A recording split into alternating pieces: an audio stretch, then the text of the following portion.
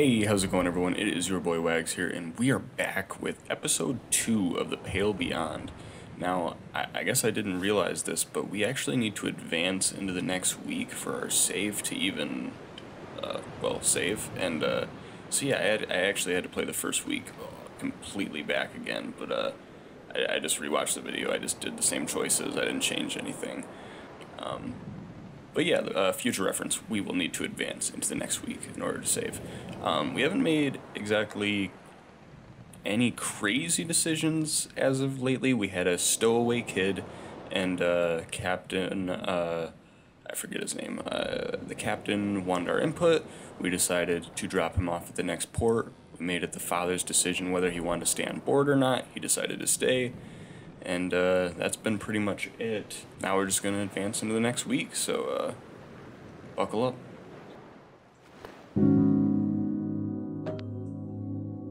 Food rations. Oh god. Wow, okay. Oh, I see, alright. So if we feed no one this week and we don't use any fuel, what's this? That like morale? I forget what all these were, and it's been like, well, obviously this is fuel. That's food. What is this? This has got to be morale or something like that. Okay, I'm back, and I just went back to the previous video. It's decorum, which is essentially morale. Yeah, so it's just our crew's spirit essentially. So, you know, no one gets fed. And we start having problems, so. So let me just kind of go to normal for a second. If we keep things normal, everyone gets 2. But then we're like out of food and half our fuel already. I think the safe bet would to be this, right? Yeah, I think we're gonna do that. Just so we can, I mean, I know it brings our spirits down a little, but I mean, we have 100 of that. If we start bumping things up to normal, that's literally 50 and 50 of both our food and our fuel. We keep things at half. That's only 20 of our overall 100 spirit, so I think that's what we're gonna do. All right, so we're gonna confirm that. Negative 24 fuel, negative 24 food, negative 20 decorum. Runt leaves the expedition at Orca. Whoa, there's a lot going on.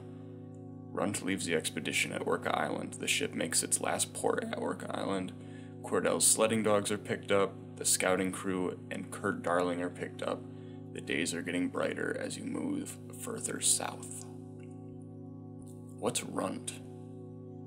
Is that a different ship that we're going to be meeting, or is that a different person? I don't remember them talking about Runt.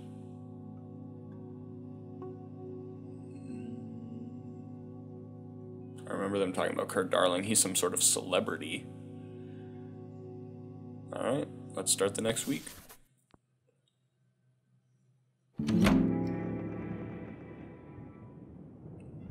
Week 2. See, there we go. We need to pay attention for that right there. Max crew increased to 28. There's a rap on your cabin door.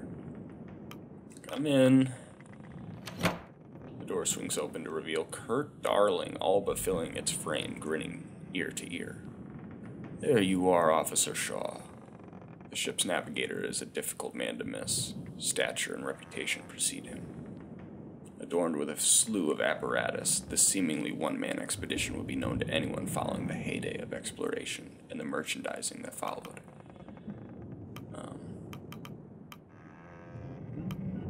It's an honor. It's an honor, really. A wealth of invaluable experience in such hostile environments. A wonder he's not been swept up to some other post. Hiding away from the rest of us, are you?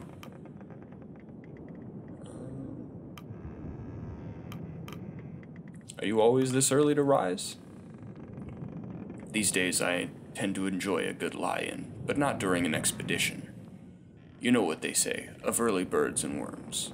Apologies for not stopping by sooner, Shaw. It took a while to set up my team, and a great deal of crew were quite eager to meet me.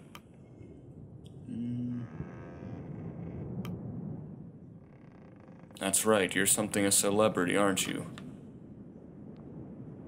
I didn't mean that. I was trying to be like more jokingly. I take that to mean you haven't heard of me before. Well, that is a pleasant surprise. There aren't many who haven't seen my films, particularly in this line of work.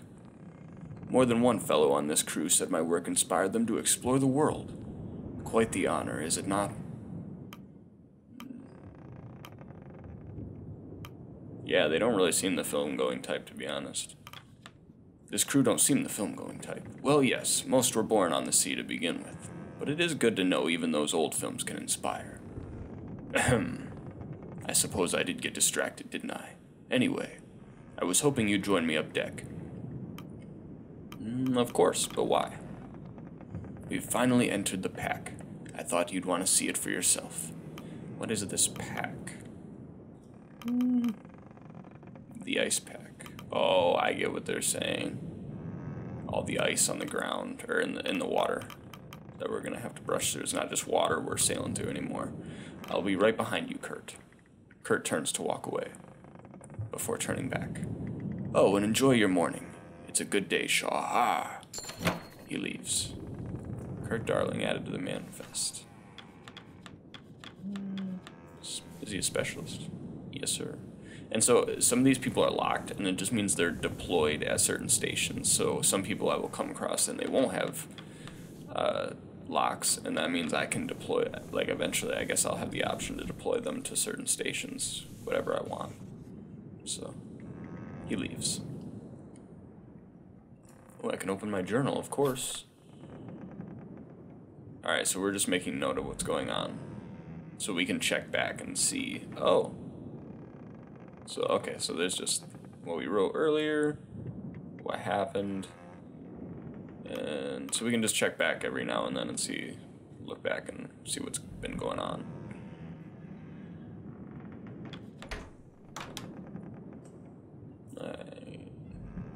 No one seems to be in here.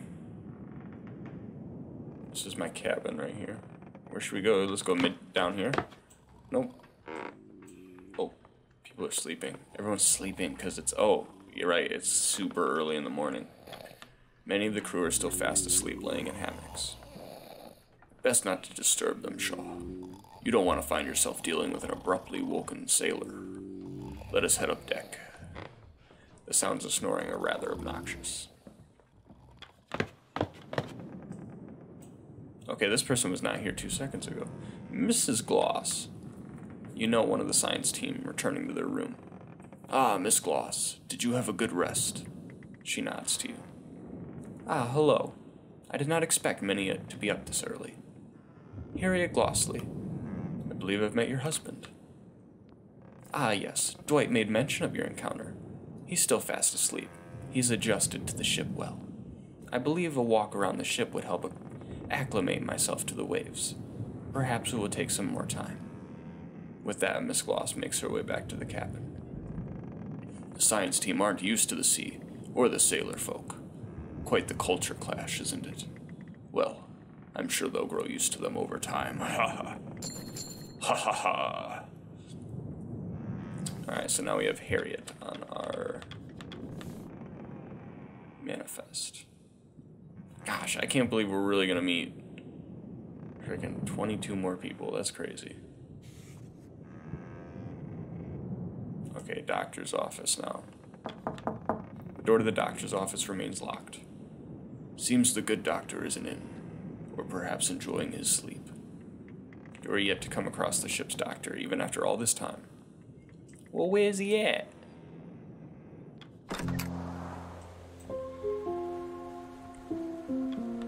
At the stern, you notice an older sailor at the helm. The old man takes in a deep breath in the cold air before letting out a satisfied exhale. Morning. And a good morning to you. He eyes you up. Officer Shaw, right? Lefty. Call me that on account of, well, should be obvious. He chuckles. Yes.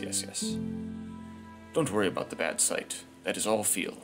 Just keeping her steady. He examines you. Surprised Hunt picked from the outside for his first mate.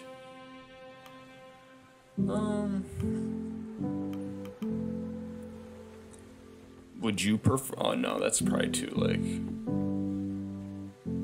I'll ask him. Would you have preferred the role? You seem to have the experience? Definitely not. This old body can't take the pressures anymore.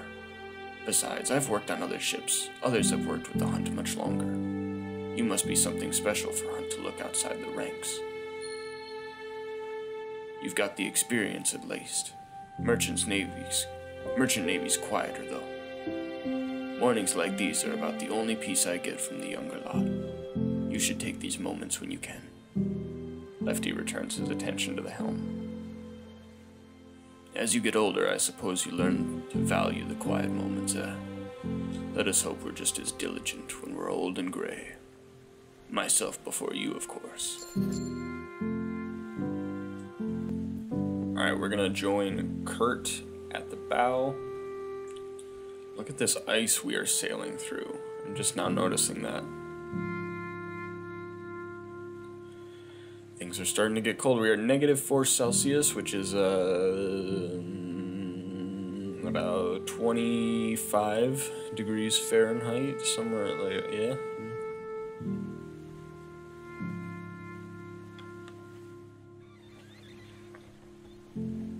You join Kurt at the bow of the ship. You both feel the temperance break the floes below you. Gripping the railing, he draws an enormous breath.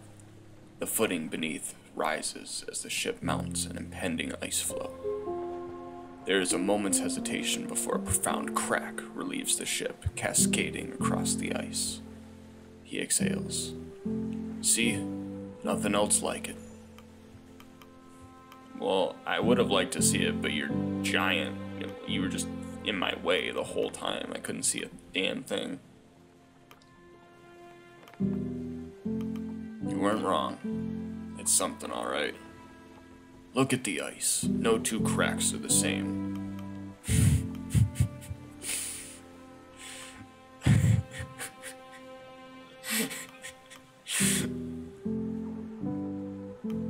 Did you just want to show me the ice? Or is there something else you want to discuss? We're about a week's sail from the last known location of the old Viscount. A week away, I see. Assuming she isn't exactly where they left her, we can't take smooth sailing for granted. Same goes for this daylight. It won't remain this bright for so long once winter encroaches. Beautiful as the ice is, on this course it's going to get thicker. He looks out across the white. We won't be so confident when the leads dry up, and we're stuck here till the next cycle. We need to change course. Avoid the pack. Didn't you literally just want to sail through it 2 seconds ago? Have you informed Captain Hunt? He won't listen to me. Thinks I've been dulled by retirement. I've probably seen more ice than he has whiskey. Well, I think we... I don't know. Do we have enough supplies? For like... I don't know. Yeah, probably for like a couple more weeks. If we keep doing half and only go down by 20, we could do then, 60, 40, 20. Our spirits would go down if we kept doing halves, but I mean, if we needed to, it could be doable. It just depends how long we'd be out here for. It's not the supplies I'd be worried about in that situation. People will turn on each other before they let themselves starve. Have you ever experienced a long night winter? It's not pleasant, to say the least. I'm sure it is not. I can't say that I have. We're only as good as the unhappiest man, Robin.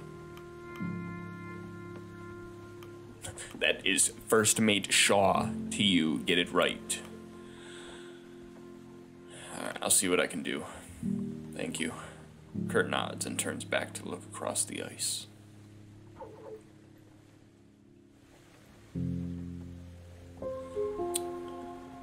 Alright, let's go to the captain's cabin. More requests, huh? Alright, let's get through this. Shaw. Ready for another day of work. I'm assuming you heard Kurt's advice. He wants us to switch course, Captain. Aye, he had a few words to share. He may have had been an expert in his time, but these days, Kurt is one with more money than sense. Anyway, back to work. I was hoping you'd help me work through a few more requests from the crew. You may have noticed the line pooling up outside. Everyone wants something, it seems. Call them in as you please. Oh, goodness. Let's take Kasha. Kasha. Oh, I know what she wants. She wants a whole picture with the crew. And I will permit this to her because I like Kasha. And actually, earlier when I said I had to replay chapter 1, and I said I didn't make any different choices, I lied. When she was up on the, I forget what it's called, up on the sail, I accidentally yelled to her because I was rushing, and she fell. She didn't hurt herself, but I helped her down. I don't know if that's going to change the story, but she wasn't mad about it. So I feel inclined to bring her in first, considering I kind of knocked her off balance, and I don't know if she got her shot up there. So a thought occurred to me the other day while looking through the crew manifest, and well, it might be too late for this now that we've already entered the ice. Out with it. I thought it would be good to have individual photos of the full crew. For your report. Not only my report, it would be a good reference for the manifest. Put faces to the names. Much of this crew have served me for years, some decades. I have little problems putting faces to the names. Your thoughts, Shaw? I mean, in the case of like any disappearances or like deaths and we have to leave people out here and like, you know, rescues, I mean, I think it would, all right, let's see what Shaw has to say. Nothing else if good for a souvenir, waste of time. It's a bit late, but it's now or never. May as well get it over with. I mean, why not? Let's do it. It seems a good idea. If nothing else, it would make for a good souvenir. Sentimental of this expedition, are you? Some proper photographs will have some historical weight to it. Well, Belford, I see no problem there. I'll arrange for the pictures to be taken before the crew have their dinner. Thank you, Captain. Shaw. In the meantime, I'll attempt to get as many individual crew photos as I can. You're still welcome to help on the matter, Officer Shaw. She departs, satisfied. Sweet. I know this dude. He came in before, so let's do him. I forget, did he bring in a stowaway, I think, last time? Yeah. Captain, word's gotten around about the stowaway we removed last week. Oh, yep. It has. Aye. And their thoughts. They aren't one bit happy, least of all his Da. His Da? Why am I saying it like that? Is that how they say it? His Da. His Da. He says it wasn't right to send the boy away. Only reason Ward stayed aboard was because he needed the pay.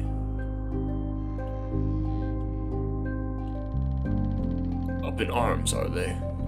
No, they understand. Spares more food for the rest of us. Still not a wise move to upset my crew, is it? Shaw, perhaps we should consider the crew's feelings next time. What? I'm not gonna leave a little kid aboard this ship. He's gonna freeze to death. Alright, let's see what this dude has to say. Okay, so the last dude didn't have any concerns. He was just like letting us know that people weren't happy. A short, sour-faced man in engineer clothing approaches. Are you acting deaf, Hunt? Oh my god, I gotta stop. Not with intention. I'm not doing that accent. Not bloody surprised you didn't notice. Shaw, this is our chief engineer, Clive Hammond. An opinionated one. What is it, Hammond? We've hit the ice, and you haven't assigned any extra men down the boiler. You have your engineering team, and we've only got 6 arms between us. I need more manpower maintaining this. Sailors. Many of the crew have their own tasks they're busy with. I know I've already assigned Smurf on a matter. turns to you. How many do you think is fair? 1, 3? More. 100? More. 1,000? More. 100,000? More. Alright. I have to assign... Alright, some choices require you to assign crew members from your manifest. In this choice, you may choose the amount to assign. What are they doing again? He needs them to... Alright, well he needs sailors, he said, right? So I probably shouldn't put, like, any of the scientists down there or anything like that. So, we have... Lefty.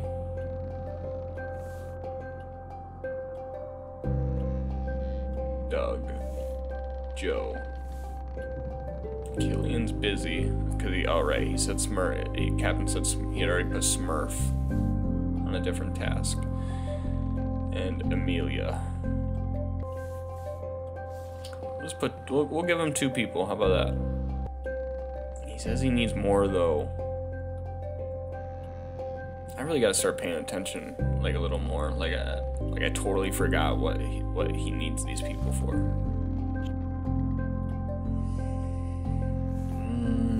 We're gonna give you 2. You can take Corvid and Joe. You'll have to do it too, I'm afraid. The engineer holds his tongue. Fine. But you can tell me how right I was when we're buried under the ice. He leaves. A good spirit, that one, beneath the oil and temper. You won't be seeing much of him, though. Prefers to burrow himself into the boiler room.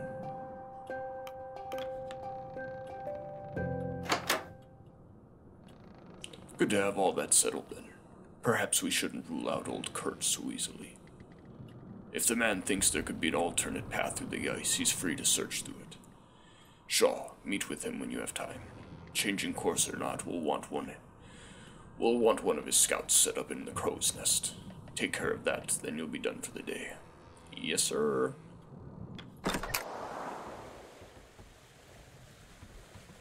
There's a sick man. Descend below deck, the rigging.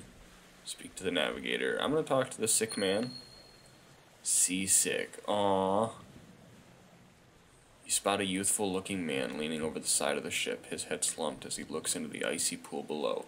It appears he's been visited by a spot of seasickness. It's probably not... Oh, well, yeah, I guess he's probably throwing up. But I was going to say, it's probably not the best idea if you're seasick to then be looking out into the water. That's probably just going to make you more seasick. But he's probably throwing up, and he's probably just, like, leaning over deck, just puking.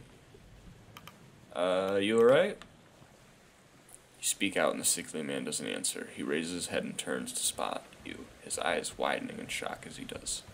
A bespectacled young man, shaking with unease. He stares at you for a brief moment. He is very upset. A look of shame plastered upon his face. Sorry.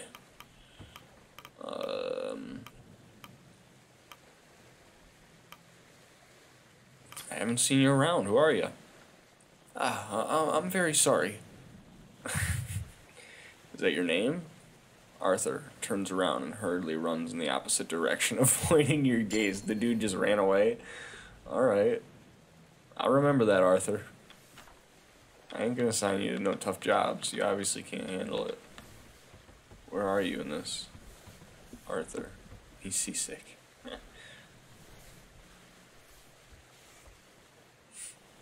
Alright. Let's go talk to the navigator. Send me up there. I'll get you a reading. The scientist eyes the man's cane and turns to you.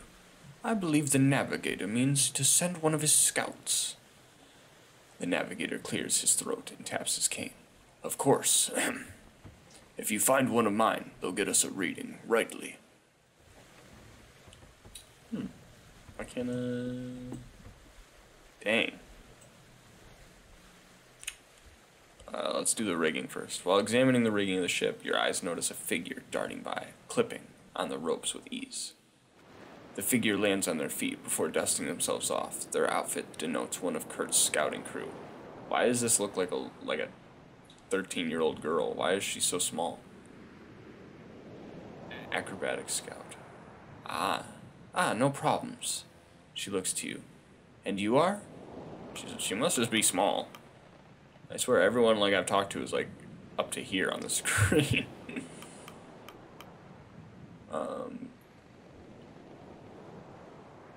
Officer Shaw, yourself? Flick, I'm one of Kurt's crew. Don't worry about my safety. I know what I'm doing. Trust me. Kurt just doesn't hire anyone. Well, he didn't hire me for no reason. Got the medals in gymnastics if you're worried about my credentials. Flick jumps up and returns to scaling the rigging of the ship. Alright, I guess I won't question it. Where was she?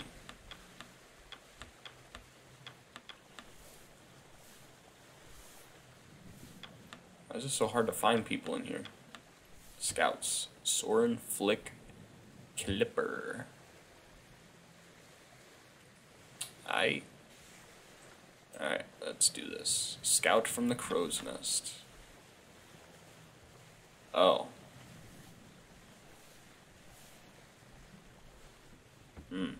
So maybe I shouldn't do this yet and go maybe see if I can find another scout? Or meet another scout? I think that's a good idea. Let's listen to what these guys are talking about. You overhear two of the newly arrived scouting crew talking. Ah, Quilzy. Have any trouble settling in? Not too bad. I can't wait for a chance to sleep, though. A proper navigator never rests until their work is done. Of course, of course. I take it you had no issue settling in? Not at all. The crew are a funny lot. Old Kurt certainly caught their attention. Do you think any of them would mistake Kurt and myself? I think you'd collapse from joy if they did. Perhaps. Alright, so we got Yorick Moore and Hadrian Quill. Okay, and those are the two other scouts. Gotcha. Perfect, so I'm glad I came down here. Flick seems to know what she's doing, though. But they're all pretty much the same. Can I talk to them? Nope, they're gone. Alright. Let's go down. What's going on down here? So I think the accordionist and the chef are brothers, or the cook, I think. Hooded sailor. You spot a suspicious-looking sailor emerge from the pantry. The hooded sailor spots you, keeping their hands firmly in their pockets. Not what it looks like, Officer Shaw. Is it a man or a woman? Plek, but call me Gnomes. I'm not thieving anything. I hadn't well... Yeah, I believe you. Expected you to interrogate me more. No worries. I was just setting up a practical joke. Okay. And what's the practical joke? Not gonna spoil the surprise. It's not at your expense if that's your concern. Have to get some enjoyment around here, don't you think? With their mysterious trap set, Gnome scurries off to the upper decks to return to work. Okay, well now you make me nervous. Skylar Plek.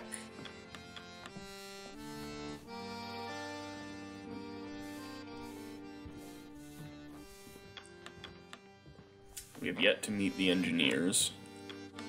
One more scientist. A couple more specialists. Oh, is this the doctor? Oh my gosh. And he's seasick. That's why he's so ashamed. I get it now. Wow.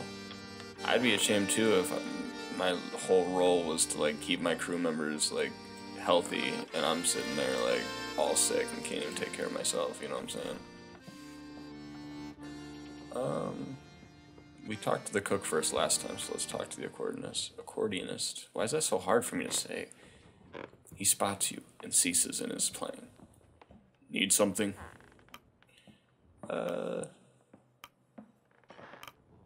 You're Grimly, aren't you? The man grunts. Aye. Grimly Stoke. Yep. I'm the ship's carpenter. And you're Junior's brother. Junior's the cook. Junior? Oh, you're Shaw. Junior mentioned you. In a positive or negative light? Ask him yourself. Won't keep you from your work. Don't keep me from my break. Alright, sorry. Let's talk to Junior. Hey, Shaw, can you grab some tins from the pantry? It's nearly time for dinner. Yes, sir. The moment you enter the pantry, a bag of flour drops on your head, scattering all over your officer's uniform. Plaque! Oh my god.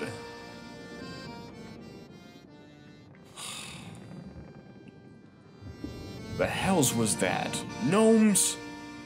You wipe the flour off you before continuing. Grab the tin food. You lift a crate of tins from the shelves. What will it be this week, Shaw?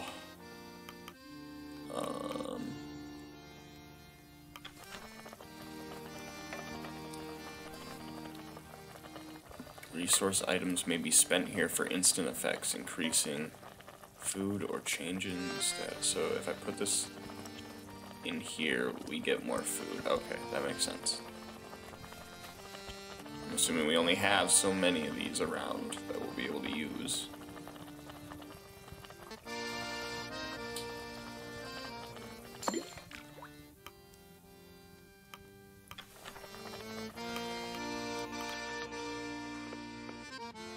I'm thinking, is dinner going to advance time real quick?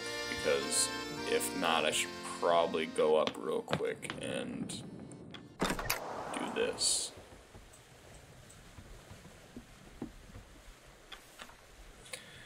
Alright, I have to pick a scout. Who seems the most reliable? You know, she seemed... I don't know. I think I'm going to put her up here. I think she'll be able to get up there really easily. I think she's reliable. So they ascend to the nest and take a reading with a sextant. I don't know what that is, but all clear from up top. Alright. Oh, we have a map now. Whoa. Orca Island. The last port you made where you picked up Kurt and the scouting team from. Okay. And this is where we are. I see. The last known location for the Viscount to your destination. So we are heading here and we are here. I'm guessing we're planning on going straight through this whole ice path and then going around. And I'm guessing Kurt, our navigator,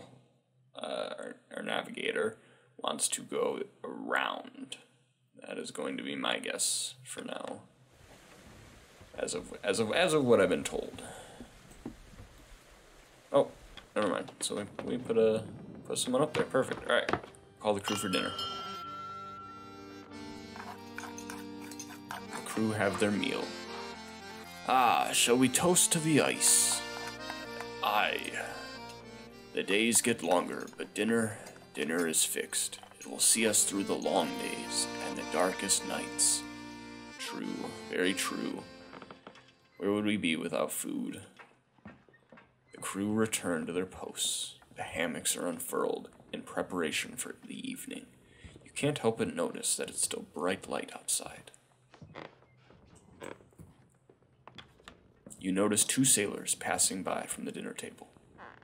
An inebriated sailor on wobbling legs leaning on the shoulder of another.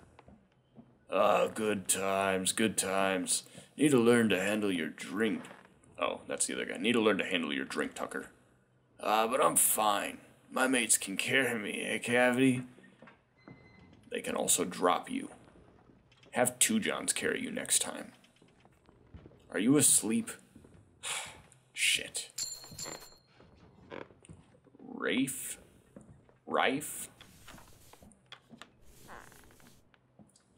Right, I don't know how to say that. Cavity, though. Cavity Joom and Tolson Tucker Higgs. Alright. Okay, so what is this? Okay, so I think the grayed out ones are our locked ones. These are people who are already have a position. And yep. See? That's the difference. So the ones who are unlocked, and I can still put them in certain ports later, these are my available sailors and crew members. Alright, so let's go ascend above deck. Have some more people talking over here. Anything new on the map, or am I just crazy? Alright. Let's go listen to what these guys have to say. You overhear two engineers chatting above deck. Or rather, you overhear one engineer speaking with another. Don't know how the chief could stay down there all evening. Why's he gotta be called that, bro? You ever see Mr. Hammond eat? We're just gonna call him Richard. I haven't. Maybe he doesn't even eat. Maybe man's not human if he can work all day and night on the boiler. Probably doesn't sleep either. He probably sleeps. Aye, Richard, it's figurative. Right.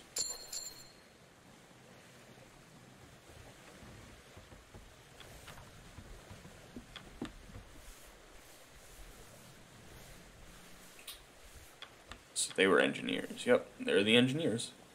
Alright. Enter the forecastle. Are all the doggies. Oh, the baby doggies. 1, 2, 3, 4, 5, 6, 7, 8, 9.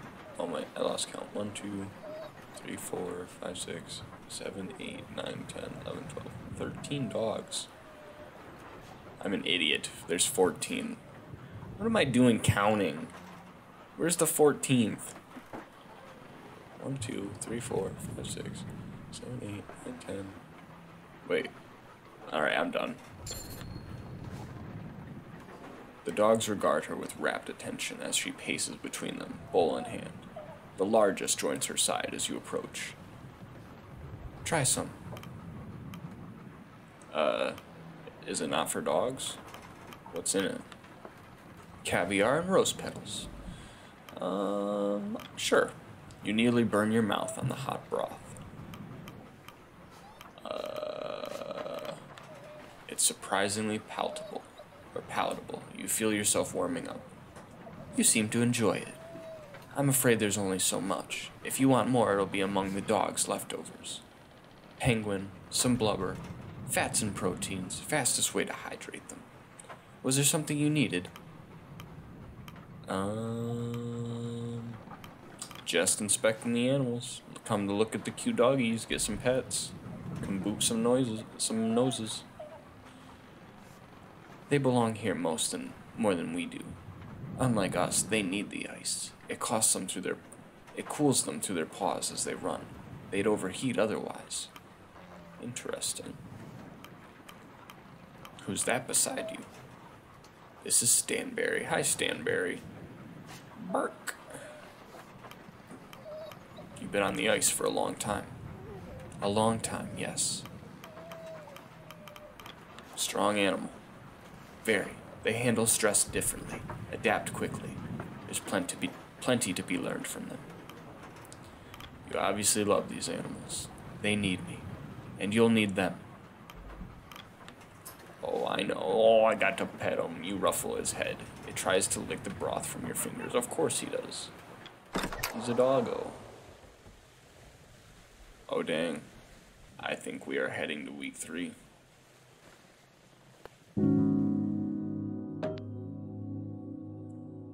Alright. We're gonna do our rations real quick. Alright. I think we already pretty much made the decision that we're gonna keep going halves. We have a long journey to make. We haven't decided whether we're gonna cut through the ice or not, or go around it, so this is it for now. Actually, we already decided to move on. Dang it. I was gonna say, is there anything else we could do before we moved on, but we're already on to the next week, so that's our rations. End of week 2. Another week passes. The Temperance has finally entered the thick ice leads. The days grow even brighter. Start the next week.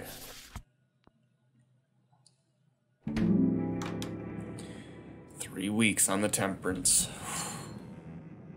Where's our save symbol?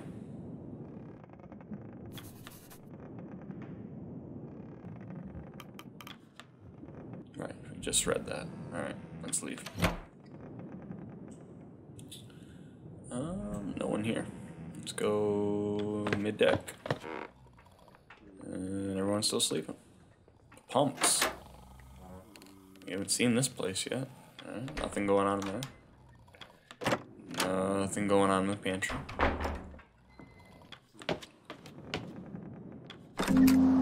Oh my goodness. Oh, that's cool.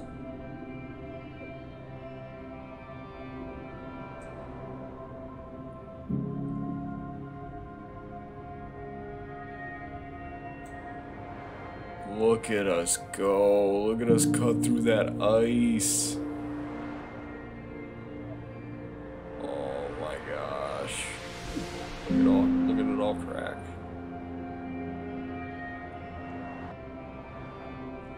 Alright, well, we did get our save symbol, so this is where we are going to end our episode. You guys got a lucky, like, 5 more minutes to see this cool, awesome scene. So I think that was worth it. This is where we are going to end episode 2, just starting on week 3. And that will be it for us. What did we do? What were the decisions that we made? We're halving our rations. We've put some key people in certain positions. We still have a lot of crew that we need to lend out here soon. And I think we still have some desperate decisions that are gonna need to be making in the future. But yeah, that'll be in episode 3. As always, it was a pleasure to have you guys here. Hope you guys enjoyed the video. Liking, commenting, subscribing, all 3 of those things helps me out immensely. And I will see you guys on the next one.